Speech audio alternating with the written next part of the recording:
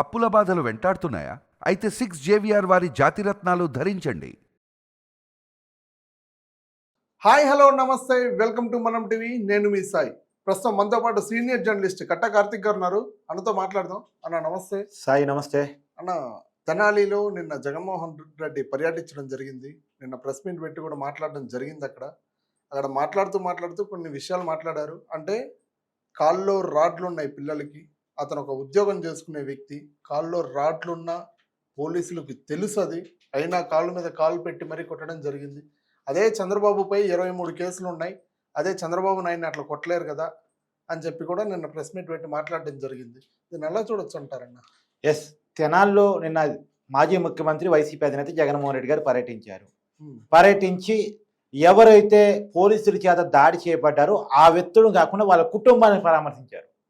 నిజంగా ఆ వ్యక్తులను మరి జగన్మోహన్ రెడ్డి గారు ఎందుకు పరామర్శించలేదు? ఆ వ్యక్తులు ఎందుకని లేరు?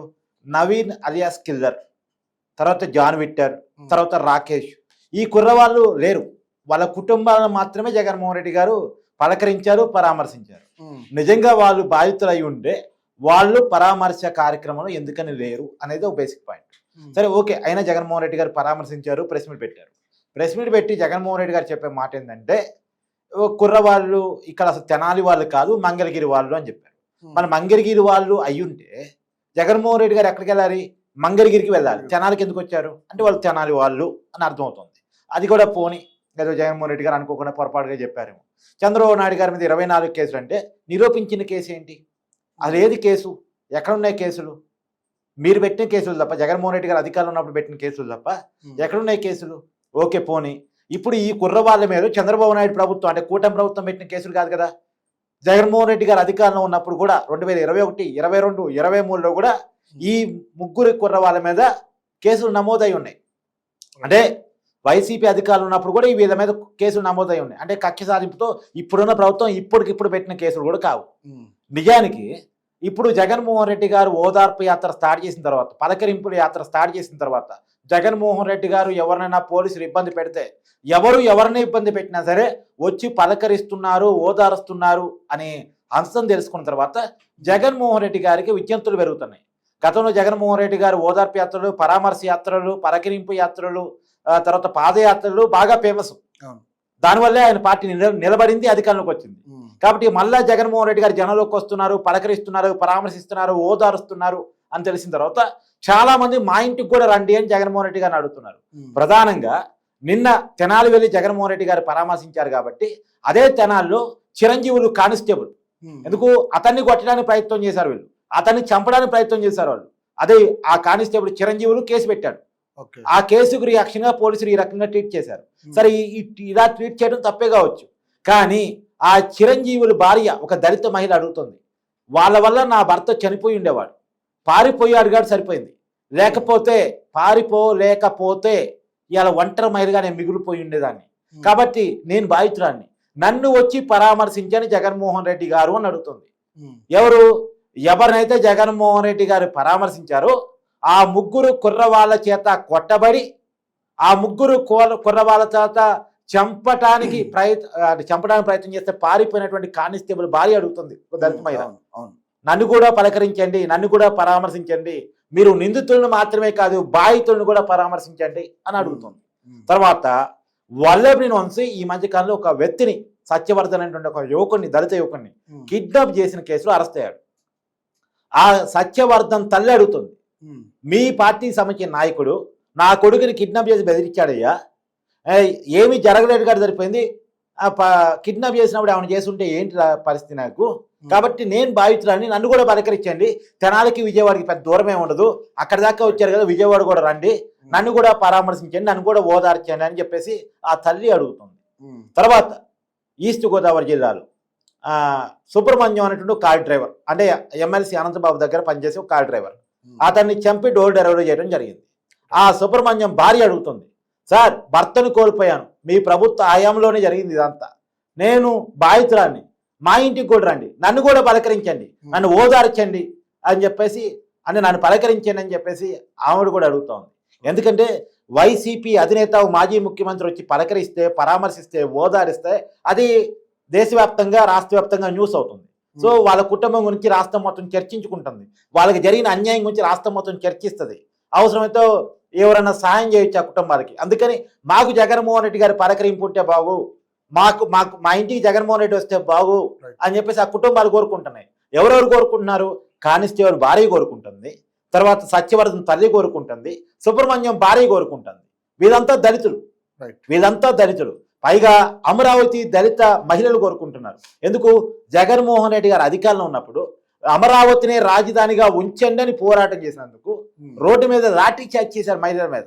కాబట్టి ఆ దళిత మహిళలు కోరుకుంటున్నారు, మా ఇళ్ళకి కూడా రండి సార్, మాకు కూడా పోలీసు హింస వల్ల మాకు ఇబ్బందులు ఏర్పడ్డాయి, మా కుటుంబాలు ఛిద్రమైపోయాయి, పోలీసులు మమ్మల్ని ఇబ్బంది పెట్టారు, మమ్మల్ని కూడా ఓదార్చండి సార్ అని వాళ్ళు అడుగుతున్నారు.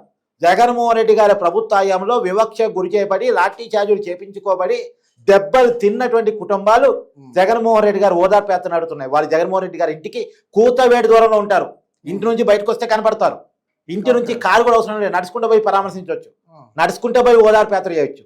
సో జగన్మోహన్ రెడ్డి గారు పరామర్శించడం కోసం వినతులు పెరుగుతూ ఉన్నాయి. తర్వాత మమ్మల్ని కూడా పలకరించండి అని చెప్పేసి డాక్టర్ సుధాకర్ సంబంధించినటువంటి బంధువులు అడుగుతా ఉన్నారు.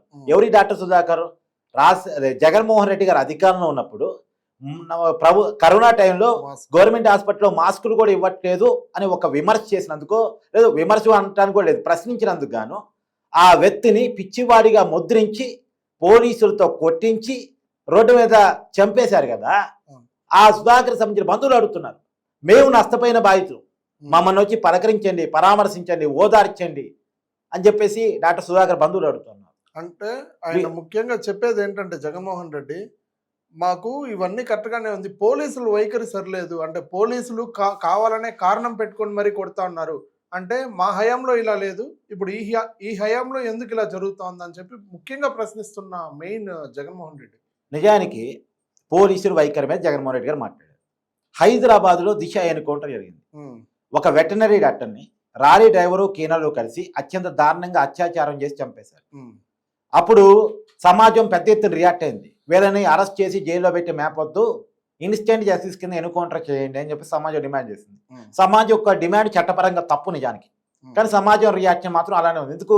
ఇమీడియట్గా శిక్షిస్తే అవతల వాళ్ళు భయము భక్తి వస్తే రేపు పొద్దున ఇంకెవరు అలా చేయరేమో అనేది సమాజం యొక్క అభిప్రాయం. పోలీసు నిజంగానే ఎన్కౌంటర్ చేశారు, అది తప్పని ఒకళ్ళు, కరెక్టే అని చెప్పేసి ఒకళ్ళు రకరకాలుగా మాట్లాడే ప్రయత్నం చేశారు. ఆ రోజు ఆంధ్రప్రదేశ్లో ముఖ్యమంత్రిగా ఉన్న జగన్మోహన్ రెడ్డి గారు ఆంధ్రప్రదేశ్ అసెంబ్లీ సాక్షిగా చెప్పిందంటే అలా ఎన్కౌంటర్ చేయటం కరెక్టు, ఎందుకు మానవ హక్కు సంఘాలు మాట్లాడుతున్నాయి, కేసీఆర్కి నేను సెల్యూట్ చేస్తున్నాను, ఆ పోలీసులు సెల్యూట్ చేస్తున్నాను, అలాంటి వాళ్ళని అలాగే పని చేయాలి, సినిమాలో హీరో తప్ అని చెప్పేసి విలన్ని కాల్చివేస్తే టపట్టు కొడతాం కదా, ఇక్కడ మాత్రం ఎందుకు మనం ఖండన చేయాలి, ఇక్కడ కూడా మనం అప్రిషియేట్ చేయాలి, సినిమాలో కొట్టినట్టు ఇక్కడ కూడా తప్పట్టు కొట్టాల్సిందే అని చెప్పేసి జగన్మోహన్ రెడ్డి గారు ఆంధ్రప్రదేశ్ అసెంబ్లీలో చెప్పారు. అంటే మహిళల మీద వేధింపులకు గురి చేసినటువంటి వ్యక్తులను ఎన్కౌంటర్ చేయడం తప్పైనప్పుడు మహిళల్ని వేధించే కేసు నుండి, చైన్ స్మాచింగ్ కేసు నుండి, అనేక వేధింపుల కేసు నుండి రకరకాల కేసులు నమోదు చేయబడి గంజాయి సప్లై చేసినటువంటి, గంజాయిని వాడినటువంటి వ్యక్తులుగా కేసులు ఎదుర్కొంటున్నటువంటి వ్యక్తులని, అందులో పోలీసుల మీద దాడులకు పాల్పడుతున్నారు అనేటువంటి అనుకున్నటువంటి వ్యక్తుల్ని రోడ్డు మీద పడేసి కొట్టడం తప్పైందా? అదే జగన్మోహన్ రెడ్డి గారి స్టేట్మెంట్ ఆ రోజు రైట్ అయితే ఈ రోజు కూడా జగన్మోహన్ రెడ్డి గారి స్టేట్మెంట్ వాళ్ళని కొట్టడం కరెక్టే అన్నట్టున్నారుగా. ఆ రోజేమో దిశ ఎన్కౌంటర్ రైట్ అంటావు, అది మరి చట్టపరంగా తప్పు. మరి ఈ రోజు అదే దిశ పేరుతో ఒక చట్టాన్ని కూడా తీసుకొచ్చాడు, దిశని యాక్సెప్ట్ చేస్తూ దిశ యాక్ట్ పట్టుకొచ్చారు ఆంధ్రప్రదేశ్లో. మరి ఇక్కడ ఈ కుర్రవాళ్ళని కొట్టడం తప్పేలా అవుతుంది, పోలీసు రియాక్షన్ తప్పేలా అవుతుంది? తప్పు చేసిన వాళ్ళు పదే తప్పులకు పాల్పడతా ఉంటే, జైలుకి పోయినా భయం రాకపోతే, కేసులు పెడుతున్న పోలీసుల మీద దాడులు చేస్తూ ఉంటే, అందులో ప్రజల ముందే దాడులు చేస్తూ ఉంటే, ప్రజల ముందు పోలీసులు చులకన అవుతా ఉంటే, అదే ప్రజల ముందు ఏ నలుగురు ముందు పోలీసులను కొట్టారు, అదే నలుగురు ముందు పోలీసులు దొంగలను కొడితే పోలీసులు అంటే గౌరవం పెరుగుతుంది, రౌడీల మీద వ్యతిరేకత పెరుగుతుంది, రౌడీల మీద ఉన్న భయం పోతుంది అనే కారణం చేత ప్రజల ముందు ఆ పనిష్మెంట్ ఇచ్చినందుకు పోలీసులు తప్పట్టారుగా జగన్మోహన్ రెడ్డి గారు. గతంలో చెప్పిన మాటలు గుర్తులేవా? అంటే మీకు అనుకూలంగా జరిగితే ఒకటి, మీకు వ్యతిరేకంగా జరిగితే రెండా?